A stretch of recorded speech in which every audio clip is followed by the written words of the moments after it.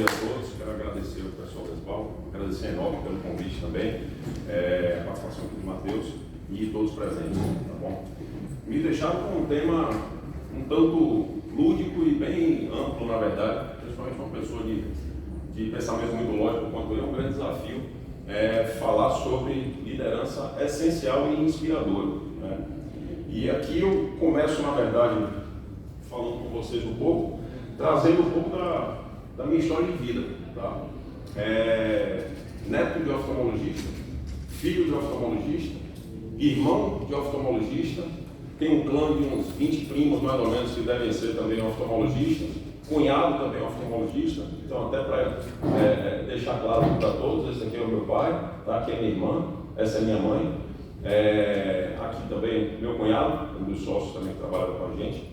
Como histórico de vida, não fui médico, né? Não me formei em medicina, não sou médico, me formei em administração de empresas.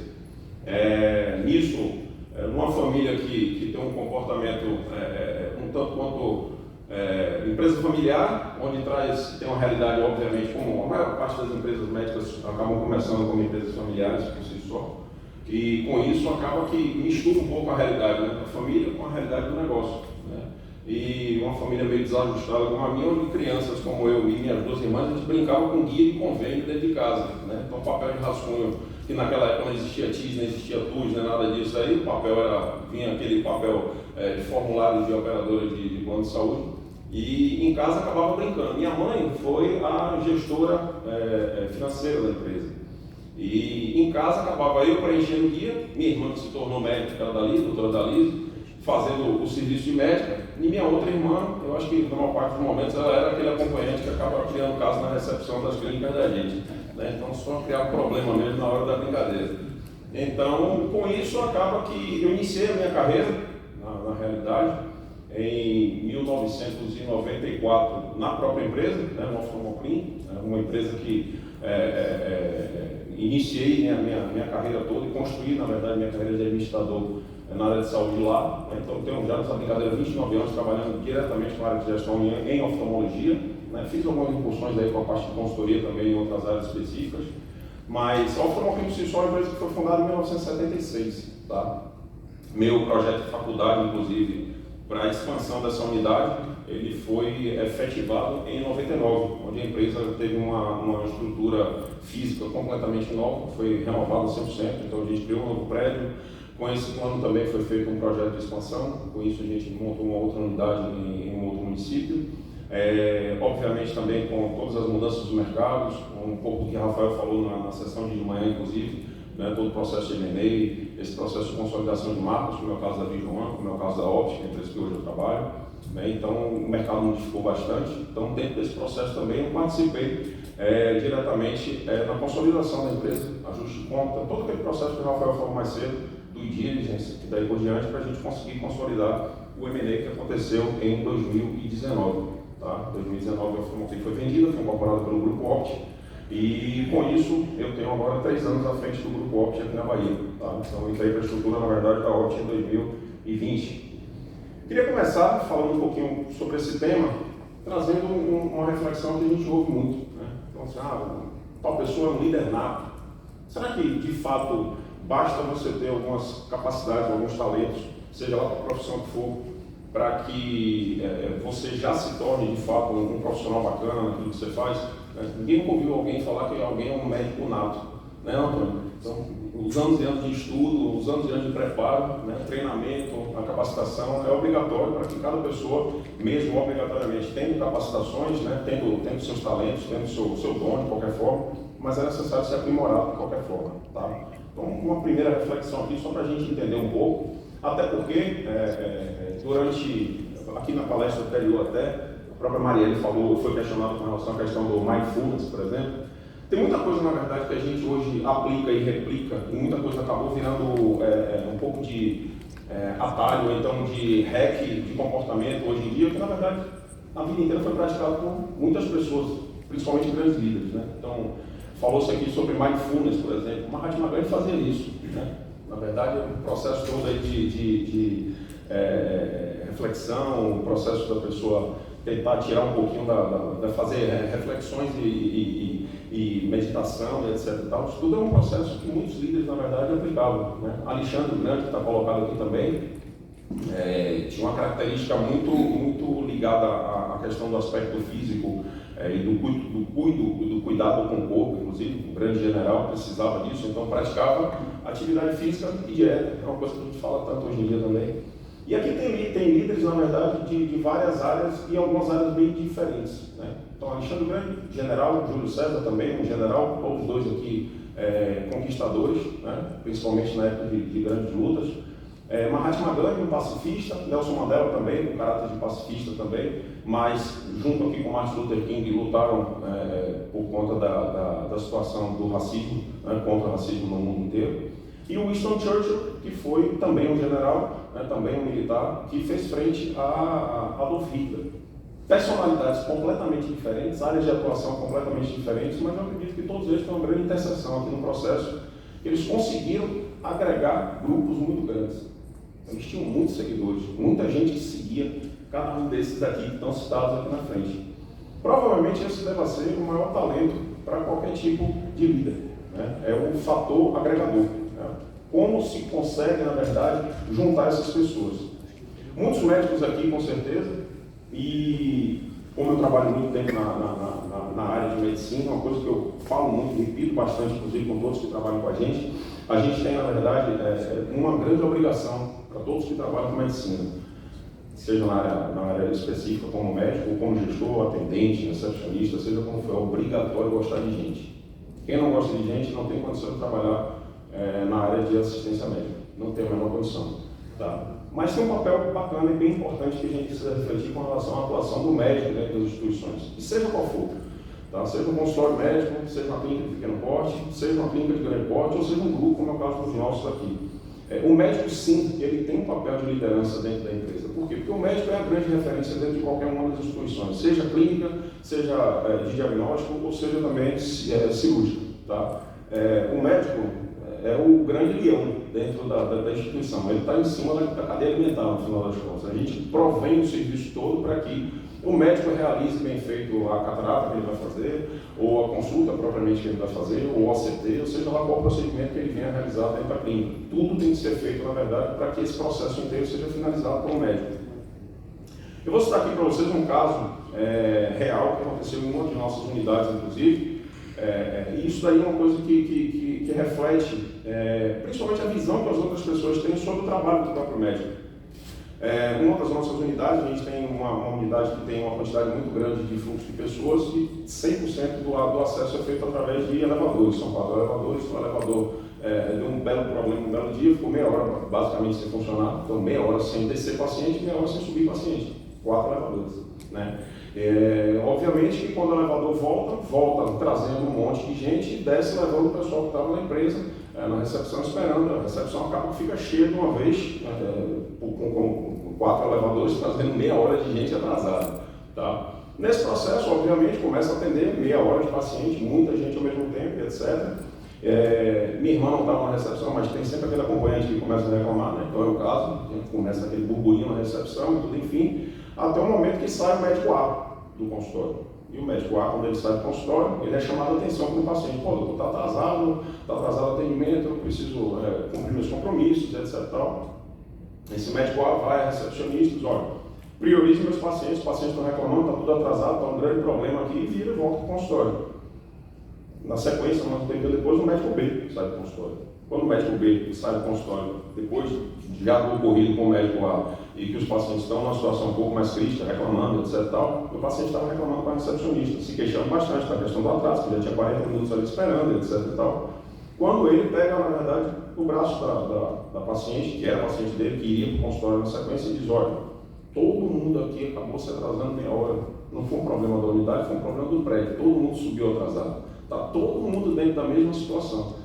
Todo mundo vai ser atendido se todo mundo tiver um pouquinho de paciência. Não adianta a senhora pressionar a recepcionista que ela está fazendo o trabalho dela já está feito. Agora é só a gente liberar um pouco melhor o fluxo e vai ser todo mundo atendido. Respeita a menina, vamos trabalhar todo mundo junto. Se a senhora tiver um pouquinho de tempo para esperar, vai ser atendida logo na sequência. Se a senhora realmente não tem prazo, vamos remarcar para outro dia que a senhora faz o atendimento com mais conforto. E pronto, volta para o consultório. Quem vocês acham, obviamente, que dentro de uma instituição médica, na recepção, na telefonia, no atendimento, no setor de pré-exame, na lista de contato, seja lá como for, vai referendar mais um dos dois profissionais? Quem dos dois acaba tendo uma referência, que se coloca, na verdade, como sendo uma pessoa, até mais fácil até de ir na rua, mas que a gente não para pensar muitas vezes, que o próprio funcionário da nossa empresa, ele é um grande indicador, na verdade, do paciente também, né? Então, dentro da instituição que a gente trabalha, na hora que você encontra uma recepcionista dessa, você diz, estou precisando fazer um exame, estou precisando trocar meu óculos, estou precisando fazer uma cirurgia, seja lá quem for, ela vai recomendar o médico A ou o médico B, pela cabeça dela. Obviamente que o B. Porque você cria esse vínculo, e o médico precisa ter esse entendimento, tá? Precisa ter esse entendimento, né? E isso aqui eu acho que é uma frase que complementa muito, que é a questão de que o exemplo ele arrasta, né? Então, você exercer esse papel de apoio, de entender que o médico, o recepcionista, o telefonista, está todo mundo junto. E muito mais, quando o médico ele tem quando ele consegue exercer de forma bacana, de forma positiva, o papel dele de liderança dentro da instituição, ele só tem a ganhar. Tanto com a instituição, quanto principalmente com o time que trabalha junto. Se eu fosse finalizar minha palestra aqui, poderia terminar já com essa definição como está aqui colocada, tá? É exatamente aqui a definição perfeita do que a gente poderia colocar como um líder essencial e inspirador, tá? Então, é um líder que vai aqui se concentrar em desenvolver a equipe de forma positiva, encorajando seus membros, alcançando seu potencial máximo, proporcionando-lhe suporte, direcionamento e motivação. Tá vendo como isso aqui acaba traduzindo muito aquilo que eu falei com relação aos líderes históricos que foram colocados ali? Tem muito aqui a ver, na verdade, com o departamento de Marielle ali, que é a questão de gestão de pessoas, tá? Gestão de gente. Então, a gente precisa, de fato, intensificar o desenvolvimento das pessoas. A gente tem um time bacana, tem um time que trabalha com a gente, mas o time precisa evoluir sempre. Nossas empresas são órgãos vivos e a gente o tempo inteiro está com novos desafios de receita, desafios de redução de custo, desafios de crescimento no mercado, aquisição de novo equipamento, novas tecnologias, a gente vê aí tanta coisa nova, inclusive na feira aqui embaixo. E tudo isso aí tem que ser precificado de um lado, planejado do outro e engajado, né? A gente precisa engajar e encorajar a nossa equipe. Porque no final do dia, quando a gente fala aqui de potencial máximo, a gente não está falando só de receita. A gente está falando de a gente desenvolver as pessoas para que as pessoas evoluam como pessoas e como profissionais também. Mas eu resolvi trazer aqui para vocês um material dividido basicamente em 3 partes. Tá? Então, a primeira parte a gente vai trabalhar um pouquinho aqui com relação à questão do líder por si só. Né? Depois a gente fala um pouco de liderança, depois do conjunto.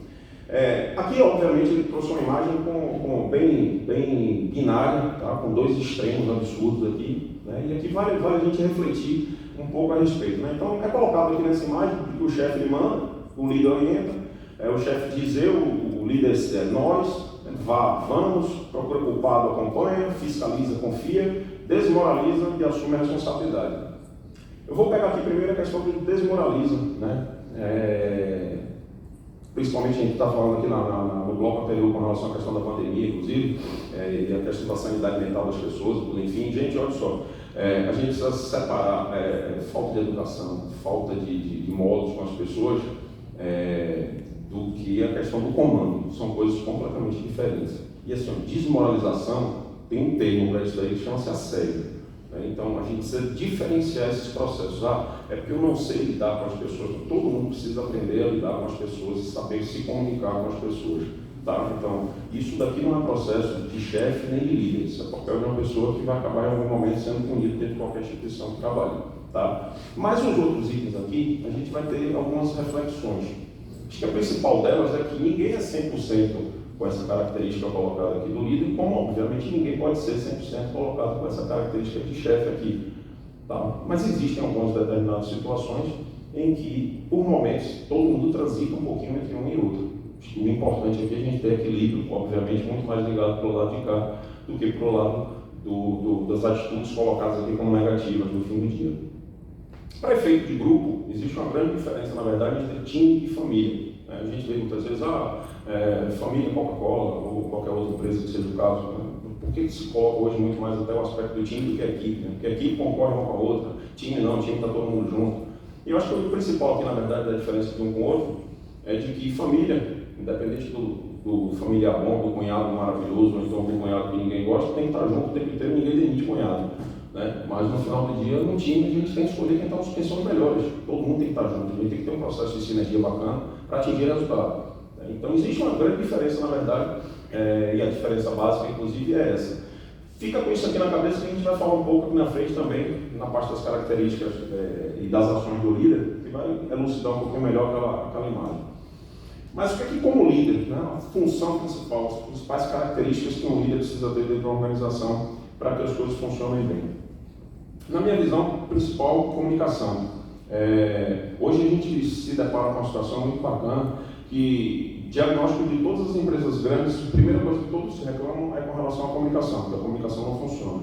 E a gente está vivendo nesse século, né, na maior quantidade de enxurrada de informações que a gente tem à disposição. E falo também dos meios. Hoje a gente se comunica por WhatsApp, a gente se comunica por e-mail, a gente se comunica pelo Teams, a gente se comunica pelo Zoom, a gente faz reunião online e todo mundo esqueceu do que é telefone. Ninguém liga mais para ninguém para resolver alguma coisa rapidinho, etc. E tal. A gente tem um monte de meios de comunicação e usa muitos deles de forma ruim. A gente se encharca de informações, às vezes duplicado, triplicado, e não se comunica bem, porque o processo não é bem ajustado dentro das empresas. Tá? Então, a comunicação ela vai garantir você chegar do ponto A ao ponto B com uma mensagem clara e bem absorvida. É sim, de certa forma, uma obrigação do emissor da mensagem que ela seja compreendida. Tá? Não basta simplesmente passar um comunicado ou algo do gênero que você não obrigatoriamente vai conseguir atingir o resultado final se você não for realmente bem compreendido, se essa mensagem não chegar onde deve, da forma como deve. Visão estratégica é uma outra característica imprescindível para qualquer liderança, seja qual o posto da empresa. Tá? E acho bacana, inclusive, porque quando a gente observa consultórios médicos, né, visito alguns, inclusive, e a gente olha como médico, né, o próprio médico que tem uma clínica pequena, que tem um consultório, ou mesmo uma clínica de 2, 3 consultórios com alguns sócios, etc. Como é que ele escolhe o equipamento que ele vai comprar? O investimento. É melhor comprar um SLT, é melhor comprar um OCT, eu vou gastar dinheiro para comprar um Daytona, vou investir. Como é que um médico que não tem um administrador, às vezes, com ele, ou que ele toca ali, de repente, como uma empresa familiar normalmente acontece, toca ali com a esposa ou com o filho, como é que ele faz? Como é que ele escolhe? É só feeling realmente? Então, assim, existe sim uma necessidade de aprimoramento da visão estratégica. E o próprio médico, muitas vezes, tem isso. Ele pode manter através do estudo aprimorado ou de um MBA em administração ou algo do gênero, mas isso, obviamente, a gente vai acabando desenvolvendo com o tempo. É importante estudar, óbvio, é importante ter um aspecto técnico com isso, com certeza, tá? Mas isso é desenvolvido também na carreira de todos. É importante essa questão da visão estratégica até para você planejar o futuro da empresa. Especialmente, eu vou fazer, e a gente estava falando aqui mais cedo com relação ao M&A, eu acho que é o sonho, na realidade, de qualquer empresário na vida. A gente tem uma visão no Brasil de que quem vende empresa está vendendo alguma coisa porque está ruim. E é o contrário. Quem está comprando não vai comprar o que está ruim, vai comprar alguma coisa que está almejando deixar melhor, ou então trazer para junto porque realmente tem referência. Então o sonho de qualquer empresário, na verdade, principalmente empresário médico, como foi o caso do meu pai, né, viveu a vida inteira de um negócio que ele montou e no momento da aposentadoria dele ele vendeu para alguém e botou dinheiro no bolso. É maravilhoso, qualquer empresário amaria fazer isso. Né? Vi Flávio Augusto aí, que todos conhecem, um cara que já vendeu 2, 3, 4 empresas, já recomprou a empresa que vendeu e já ganhou dinheiro de novo, inclusive, em cima disso, porque é uma habilidade desenvolvida das pessoas. Então, o médico, sim, ele é empresário. Não é só médico. Medicina já deixou de ser sacerdócio há muito tempo. Essa frase é uma frase que se repete de forma equivocada, porque o médico gasta muito dinheiro para se formar, gasta muito dinheiro para se especializar, gasta muito dinheiro para montar suas estruturas. Precisa ter retorno também. Então, visão estratégica é uma coisa imprescindível para qualquer pessoa que almeja ser ou precisa ser um líder de alguma instituição. Empatia, né? Hoje está se usando também um termo chamado emocionabilidade. E o professor Pedro Calabresa, ele fala um negócio bacana, ele faz um experimento onde bota dentro de uma palestra dele para todo mundo com segurar a mão do outro, ele pergunta, você está sentindo o que a pessoa está sentindo? Aí a pessoa diz, está sim, não, você está sentindo sua mão pegar na mão da pessoa, você não está sentindo a mão da pessoa, você está sentindo a sua mão pegar. Então, empatia, na verdade, gente, às vezes a gente coloca, não, a gente tem que se colocar no lugar da pessoa, não, a gente tem que tentar sentir o que a pessoa sente. Então, isso é uma coisa importante, inclusive, para você liderar pessoas. Né? Para liderar pessoas, é obrigatório que você tente, de qualquer sorte, entender o que está acontecendo com aquele seu liderado, entender o que está acontecendo com a sua equipe. Né? E, principalmente aqui, para poder usar da comunicação de forma correta. Tomada de decisão, sempre, isso é uma coisa do dia a dia, mais complexas ou menos complexas. Tem um material bacana, inclusive, depois eu vou passar aqui para vocês, então uma fonte, mas tem um material bacana que ele chama Framework de Decisão, que ele sempre acaba levando um formato binário para você escolher tudo, né? Então você faz como se fosse um fluxograma para qualquer decisão importante que você vai comprar na empresa, né? Um exemplo aqui que a gente falou de fazer um investimento no equipamento, esse vai para os extremos, né? Um extremo do grande sucesso ou o extremo do grande fracasso. Vai dar certo por quê? Por isso, vai dar errado por quê? Por isso. E você vai tentando desenvolver cenários. Né? Obviamente você não vai fazer isso aí para cada coisa que você vai fazer dentro da empresa. Mas grandes decisões e grandes tomadas de decisão que vão impactar no futuro da empresa, principalmente em termos de investimento e de retorno, é bacana usar algumas ferramentas que hoje tem à disposição para todos também. Tá? Por fim aqui, ainda trabalhando um pouco com gente também, tá? Habilidade de delegar e de inspirar pessoas. Tá? E na parte aqui do inspirar, eu acho que vale a pena também a gente colocar uma ênfase na questão do treinamento, da capacitação. Tá? Tudo evolui muito, né? Todos que estão aqui, com certeza, participando de um congresso, absorvendo algum tipo de conteúdo, amanhã não são as mesmas pessoas. Amanhã vocês já estão, com certeza, com conhecimentos novos, vão tentar aplicar bastante coisa, vão anotar coisa bastante aqui durante o dia inteiro nas aulas de medicina, nas aulas da escola, seja lá como for. Tá? E o importante é a gente continuar esse processo de capacitação, né? E transformar isso aí, de qualquer sorte, para que seja o clima organizacional das empresas que a gente trabalha. Aqui, ó, eu falei com vocês aqui com relação à fonte, esse QR Code aqui leva diretamente aqui para um site da G4 Educação. Muito do que eu vou tocar aqui, inclusive, tem muito treinamento específico aqui, treinamento para médico, não médico, seja lá como for. Para os gestores, você tem diversos módulos aqui que você vai ter coisas muito mais rebuscadas, presencial, online, híbrido, seja lá como for. E é importante a gente tratar aqui de alguns pontos que aqui já são ações realmente do líder. Tá? Primeiro deles, o Matheus vai trabalhar esse material aí depois na sequência, tá? Que é a questão da gestão de indicadores, tá? OKRs. É importantíssimo, tá? E independente de uma empresa ser de grande porte, pequeno porte ou um consultório médico, nem que seja empiricamente, um médico com certeza tem na cabeça dele quais são os indicadores que ele observa dentro da empresa. Só receita, que seja. É volume de atendimento, que seja. Eu estou observando se eu estou atendendo mais Bradesco ou mais Concerta. É um indicador. Tá? Então, de um jeito ou de outro, todos precisam fazer gestão através de indicadores. Quem não mede, não controla, não acompanha também. Tá? Então, o resultado, e que não precisa ser obrigatoriamente somente resultado de conversão, de receita, existem indicadores diversos. Dentro do grupo a gente trabalha com muitos também, com certeza o Matheus também vai apresentar material com relação a isso, mas é obrigatório que o líder ele tenha noção desses indicadores. Se a gente lembrar um pouquinho aquela figura lá do líder, do chefe, o indicador vai me servir para eu fazer uma fiscalização do trabalho que está sendo executado. Não necessariamente é fiscalização, mas obrigatoriamente é um acompanhamento do que está sendo realizado dentro da empresa, né? Acompanhamento do to-do list. Outro ponto bacana é a questão da capacitação e desenvolvimento, que eu já disse aqui a vocês, enfatizei bastante, precisa interagir bastante com o setor de gestão de gente. Tá? Todo líder precisa entender, precisa conhecer, precisa saber as dores da sua equipe, do seu time, precisa estar junto realmente da operação, principalmente quem trabalha com a parte de atendimento. Tá? Então precisa realmente estar dentro da operação e investir bastante com relação à capacitação das pessoas. Tá? Tá aqui a questão do PDI, inclusive. Na empresa da gente faz isso daí anual, faz acompanhamento durante o decorrer do ano. Tá? Então é importante a gente tentar capacitar as pessoas, tentar levar para um outro nível. Tá? E aqui depois eu vou falar um pouquinho sobre Feed Forward, que casa um pouquinho com o PDI. Reconhecer o sucesso, né? Então assim, gente, comemorar as pequenas vitórias, tentar manter a equipe motivada, tá? Tentar colocar um clima positivo, tá? dentro da organização, até porque a gente passa uma parte do nosso tempo, com certeza, trabalhando muito mais do que a gente passa em qualquer outro ambiente. Então é importante a gente ter um ambiente positivo dentro da empresa, é importante a gente ter um ambiente construtivo, inclusive, para a gente conseguir oferecer os resultados que a gente precisa dentro das empresas. Comunicação, e aqui quando eu falo de comunicação, não é só o material anterior que a gente colocou, né, a comunicação por si só, meios de comunicação e tudo, enfim, mas se comunicar bastante com os seus liderados. E o que é a diferença entre o feedback e o feed forward? Né? O feedback ele tem uma visão muito do que já foi analisado no passado. Né? É bacana hoje a gente ter uma noção, dentro desse processo de capacitação e reconhecimento de sucesso, a gente conversar com o nosso time para dizer aonde a gente almeja que aquela pessoa chegue, ou almejar o resultado que ela precisa chegar.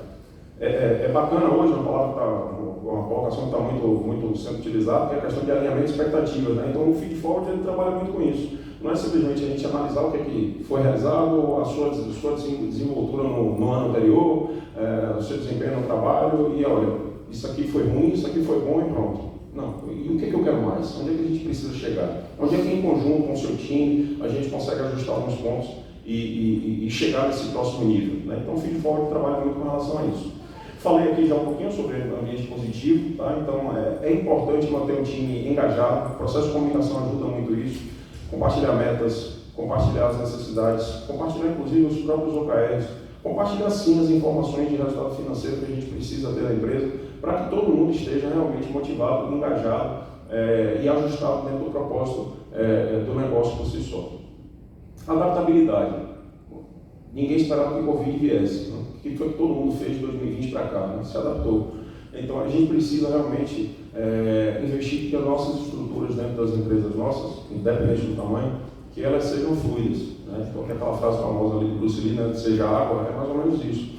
Então a gente precisa tornar nossas empresas, que são órgãos vivos, em mais maleáveis de fato. Então a gente precisa se adaptar a cada realidade, né? A gente está aí vivendo agora uma situação de expectativa de aumento de inflação, problema aí com juros também, então o financiamento das empresas está dando problema, saiu agora o balanço da DASA aí muito impactado com relação à questão de juros e de investimento, né? Então a Pivida também teve um grande problema com relação à questão do aumento de sinistralidade, então esses problemas financeiros hoje estão abalando as empresas, e aí, a gente vai se adaptar de que forma? O banco não vai ajudar. Então, a gestão e o processo de gestão, e principalmente a liderança, ele precisa se adaptar a isso aí, inclusive para manter a sanidade da empresa. Falando aqui um pouquinho sobre modelos de liderança, né, os tipos de liderança, e aqui é bacana que vocês mantenham aquela imagenzinha aqui, ó, essa aqui, um pouco na cabeça, né, e entendendo aqui um pouco quando a gente fala de liderança autocrática e dos outros modelos. Né. Autocrática, por exemplo, é um modelo de liderança onde a decisão é tomada muito exclusivamente pelo líder, é uma pessoa. Então, alguém da Johnson que não vai entrar em contato com o osso e simplesmente vai tomar uma decisão por conta própria. Autocrática, uma decisão autocrática. Tá? Decisão democrática, tá? Uma liderança democrática. É o melhor modelo? É o melhor modelo. Tem um exemplo clássico com relação à questão de liderança democrática que é bacana. Né? Imagina uma família que você tem pai, mãe e 3 crianças de seus 5, 6 anos de idade, 7 anos de idade. Se a gente for fazer um momento de decisão que é que a gente vai almoçar, certamente, voltando entre os 5, vai ganhar sorvete, sei lá, biscoito, bolacha ou sobremesa, qualquer coisa desse tipo, um prato saudável de salada com frango, brócolis ou algo do gênero. Né? Então, se a gente for provavelmente seguir para o lado democrático, não vai ser a melhor decisão. Né? Você imagina, por exemplo, se a gente chegar hoje, que é um problema que está vivenciando nos Estados Unidos, inclusive, se você for hoje juntar todo o seu time operacional e colocar em votação se todos podem trabalhar de home office com horário flexível. Provavelmente a maioria dos funcionários vão optar, sim, eu prefiro esse modelo, mas é o melhor modelo para a empresa? E no caso da gente especificamente, que a gente trabalha com atendimento principalmente presencial, vai funcionar bacana? Então, obviamente que não seria também o melhor formato. A liderança transformacional, tá? Tem uma coisa aqui um pouco até ligada com o que a gente está vendo aí, muita empresa entrando com a questão de recuperação judicial, etc. A questão do turnaround, né? Está muito ligado aqui a questão da liderança transformacional. Né? Você tem ali um objetivo a seguir, você tem um ponto final e precisa ajustar esse processo todo com o time, com a equipe, com todo mundo que está engajado no processo, para atingir, chegar naquele número final, naquele resultado, tirar da insolvência, seja lá como for, como é o caso da recuperação judicial que você tem aqui agora. Tá? Então, é um modelo também de liderança a ser impactado, né, a ser usado. Liderança transacional. Tá? Então, a liderança transacional, ela tem um pouquinho de combinação com a liderança carismática. Ela é mais próxima ali de todos, promovendo, premiando, inclusive, o bom desempenho, ou ruim, né, dependendo de como for, mas ela tem um acompanhamento mais direcionado ali justamente à observância de indicadores, de resultado, e com isso você promove ou você pune, né, de alguma forma. Então, um outro modelo aqui, o situacional, tá? Aqui é bem ligado até para a questão do Covid, como a gente falou também, tá? Então, assim, você está vivendo uma situação naquele momento que é atípica, você precisa modificar o modelo de liderança. Quantas e quantas empresas precisaram enxugar folha, outras não, mudaram simplesmente o regime de trabalho, colocaram muita gente trabalhando de casa, ou de repente deixaram pessoas ali meio que de stand-by durante um tempo. Então, você vai ter que fazer adaptações em virtude daquele momento específico, daquela realidade específica que está sendo vivenciada. E o último tipo aqui colocado é a liderança carismática, né? Que é aquilo que a gente ouve muito das pessoas, que é como se fosse um líder bonzinho.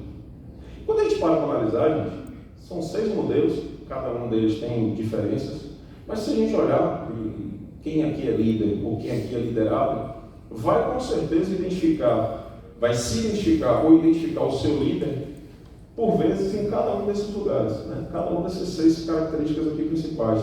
E ninguém fica 100% do tempo autocrático, como ninguém é 100% do tempo democrático ou carismático também. Tá? Então, obrigatoriamente, todas as empresas elas precisam se manter saudáveis para elas estarem vivas, para manter todo mundo trabalhando, etc. Então, precisa de resultado? Sim, precisa de resultado. Precisa ter receita, precisa ter pista, precisa ter todos esses números que a gente olha no DRE, mas também precisa do lado lúdico, entre aspas aqui colocando, né, que é o lado da gente ter um ambiente de trabalho bacana, que é o lado da gente entender que, olha, em determinado momento a gente vai precisar sacrificar determinadas coisas, mas a partir do momento que a gente oferir determinada meta, ou então a gente conseguir o resultado final que a gente está esperando, dali em diante a gente consegue inspirar um pouquinho mais, né? Então é importante a gente entender que são 6 tipos de liderança que todos nós vamos acabar transitando entre elas sempre e em vários momentos. A gente só tem que escolher de fato o que vai ser a nossa característica principal. O Pedro Calabrese, né, que é do canal no YouTube, que ele fala bastante com relação ao comportamento pessoal, tá? Neurovox, e aqui ele divide basicamente, resumindo aqui a questão do modelo de liderança, em 2 específicos. Sendo que o primeiro aqui, inclusive, está muito em voga de se dizer que combina muito com o modelo de liderança que Steve Jobs desempenhava. Tá? Então, quem era liderado por Steve Jobs tem algumas referências que não são das melhores com relação ao modelo que ele usava no seu dia a dia. E aqui, obviamente, de novo, a gente traz aqui duas realidades distantes, né? Meio 0 e 1. Então, o líder dissonante ele traz aqui uma distância emocional, motivadores extrínsecos.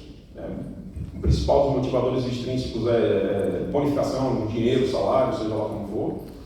Medo como estratégia de chefia e desconfiança. Já o ressonante, ele traz a empatia, ao invés da distância, motivadores intrínsecos, então aqui carreira, desenvolvimento pessoal, propósito, tá? Engajamento, ao invés do medo, né? E a confiança, tá? Óbvio, gente, aqui a gente está falando de 2 extremos e obviamente que aqui a gente está pegando características que não são bacanas dentro de um modelo de comportamento de qualquer um dos líderes, tá? Trouxe aqui já para a gente entrar na parte falando um pouquinho com o coletivo. Esse livro é muito bacana, tá?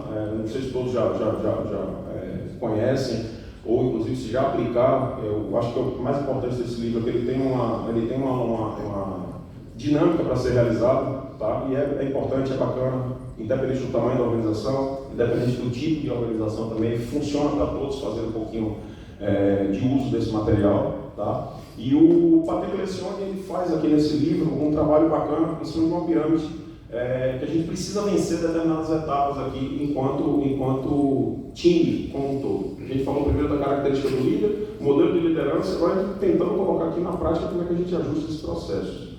Você não consegue fazer um time de sucesso que não confie uns nos outros, né?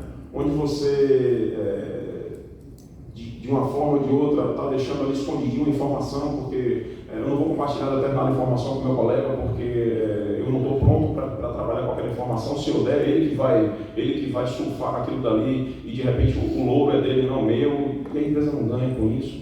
Né? Um ambiente onde a competitividade ela não seja salutar, né? Onde você tem a animosidade entre os participantes da equipe, tá? Do time, isso daí você não cria esse laço de confiança que ele está aqui, inclusive a gente, na base dessa pirâmide, tá? Então, num momento desse, por exemplo, se a gente fala, olha, poxa, eu preciso que você me ajude com determinada coisa que você está faltando, aquela pessoa não analisa como se aquilo fosse um apontamento com relação ao aspecto profissional, leva para o pessoal, e aí gera mágoa, tá? Então, essa primeira estrutura daqui, ela é obrigatória para a gente seguir com as próximas etapas dessa pirâmide e ter sucesso, inclusive, em qualquer um dos relacionamentos que a gente tenha entre os nossos liderados na empresa, tá? Confiança mútua entre o time, ela é obrigatória. E aqui a gente volta para aquela questão lá, de botar na cabeça a diferença entre time e família. A gente precisa que as pessoas tenham confiança, tá? A gente precisa, não sei que todo mundo seja os melhores amigos do mundo, mas todo mundo precisa se respeitar, a gente precisa ter um time bacana que olhe lá na frente onde a gente vai chegar. Segundo deles, ganhou confiança, já estamos partindo para a segunda etapa. Eu consigo já me expor ao conflito com as pessoas. Temas que são ardilosos, às vezes, na empresa, então, olha, é melhor a gente não tocar nesse ponto, porque sempre dá briga com aquela moça lá do departamento tal. A gente começa a ter maturidade para discutir, sim, esses temas. Vamos falar de determinado tema de suprimento numa reunião tal, porque isso daqui está afetando o centro cirúrgico, mas não, é melhor não mexer nesse ponto não, porque a enfermeira está lá quieta e a moça do suprimento está lá quieta também, não vamos não, porque isso vai dar problema na reunião. Aí, quando dar problema na reunião, está o outro já no WhatsApp, o outro já está no e-mail e vira aquela coisa pessoal, né? Então, quantas e quantas vezes a gente não vê isso acontecer muitas vezes? Então, a gente precisa remediar isso também se a gente quer ter um time realmente que traz resultado para a gente. Precisa se discutir o conflito, mas no âmbito profissional, não no pessoal, tá? No âmbito profissional. A gente está falando de pessoas, de processos, a gente não está falando aqui do nosso conhecido, do nosso colega de trabalho no aspecto pessoal dele. Comprometimento, tá? Vencemos já 2 etapas aqui, a gente já vai ter um time de fato comprometido com o resultado final, comprometido com as metas, comprometido com os nossos desafios, por isso que é importante a comunicação, é importante integrar as peças-chave que a gente tem, tá? Vamos fazer mudança de sistema, por isso que toda empresa aqui tem, vamos instalar um sistema novo, a gente precisa ter aquelas peças-chave dentro da empresa para poder replicar aquilo para todo mundo, para poder estar todo mundo junto, porque melhora o processo de comunicação, está todo mundo ali que está envolvido naquele processo, no núcleo duro, isso funciona muito melhor, tá? Quando a gente tem um time realmente comprometido. E aqui, todos os quadros, vocês estão vendo, né? A gente está colocando aqui os exemplos de realidades onde isso não acontece. Tá? É importante que a gente trabalhe com isso dentro da empresa, e esse livro trabalha muito isso, de fato, dentro das dinâmicas deles, e traz isso daí, inclusive depois pontuado em números. É muito bacana de se fazer esse exercício dentro da empresa de vocês. E depois, a outra etapa aqui, a gente já traz a responsabilidade. É aquela coisa quando a gente entra. Aliás, eu acho que toda pesquisa, inclusive, que já passou pelo processo de ONU, é bacana que o auditor sempre pergunta: determinada coisa assim, como é que funciona? Isso não é do meu departamento, não. Tá, não é do seu departamento, mas como é o fluxo? Então, assim, a gente tem um costume, às vezes, de ouvir, né, quando a gente chega e diz assim: eu preciso resolver um problema tal, o convênio não autorizou isso, não autorizou aquilo. Não, isso aqui não é do nosso setor, não. Isso aqui não é do setor do comercial, isso é da autorização. Isso aqui não é da recepção, isso aqui é da minha que fez a orientação cirúrgica do paciente. Então, a gente precisa entender que na hora que a gente tem a responsabilidade, que o grupo tem responsabilidade sobre o processo, todo mundo vai estar observando o resultado final. O resultado final é o quê? Atender bem o paciente. É minha função? É meu trabalho? Eu estou ali no meu escopo do meu serviço, sei lá, pegar um papel no chão da recepção? Óbvio que não, mas e o resultado final? O paciente vai ser impactado com aquilo dali? Então, se todo mundo tem a característica de trazer para si a responsabilidade, não precisa ser isolado, não precisa ser o protagonista, precisa fazer isso aí, na verdade, como grupo, tá? Mas desenvolver a responsabilidade entre todos para dividir, inclusive, essas funções é importante para que a gente atinja o resultado. Então, tá. Um time que consegue ter desenvolvimento de confiança, trabalhar o conflito sem ser ofensa, tá? Comprometer todos dentro de um propósito, de difundir o aspecto da responsabilidade por todas as funções, obrigatoriamente vai passar para a faixa do resultado. Tá? E aqui, quando a gente fala de resultado, retroalimenta todo esse processo, porque uma equipe que já venceu todas essas etapas e traz resultado por si só, obrigatoriamente vai estar em franca evolução o tempo inteiro. Né? Então, é importante que a gente faça esse exercício com o nosso time, diagnostique, de repente, os departamentos que a gente precisa fortificar dentro das nossas empresas, dentro das nossas corporações, porque um líder sozinho, muito bem preparado, muito bem estruturado, não consegue fazer nada, tá? Aplicando todos os modelos de liderança, sem ter um time de fato engajado, ajustado e preparado consigo, também não vai conseguir fazer muita coisa. E principalmente, o resultado final não é dele, é de todo mundo, tá? Então, tem um ponto bacana aqui para eu finalizar minha apresentação. Aqui, inclusive, tem todos os meus contatos aqui para vocês, inclusive quem quiser bater um papo depois, de qualquer coisa, estou à disposição de todo mundo. Acho que essa frase resume muito, na verdade, todos os aspectos de liderança, independente do modelo, tá, por si só. Liderança é um movimento, né? Você pode pegar hoje, por exemplo, na Americanas, que é uma empresa que está passando por uma situação difícil, como todo mundo sabe, você vai pegar o melhor gestor de qualquer unidade, de qualquer empresa, coloca ali, não é do dia para a noite que ele vai conseguir ganhar o time, não é do dia para a noite que ele vai conseguir resolver 100% dos processos. Por quê? Porque é ação, aquilo vai ter um movimento o tempo inteiro. Então não é uma posição, não é um lugar, né? Você não tem simplesmente um líder porque alguém colocou uma pecinha ali do peão e disse, olha, esse aqui a partir de hoje é o meu líder, tá? Então existe todo um trabalho de fato e eu digo que o trabalho de um líder, principalmente, por isso que eu comecei falando que obrigatoriamente nas empresas que a gente trabalha, a gente precisa gostar de pessoas e precisa realmente interagir muito com o departamento de recursos humanos, gestor de gente, para que a gente consiga interagir, engajar e trabalhar bem o time da gente em todas as nossas empresas. Muito obrigado.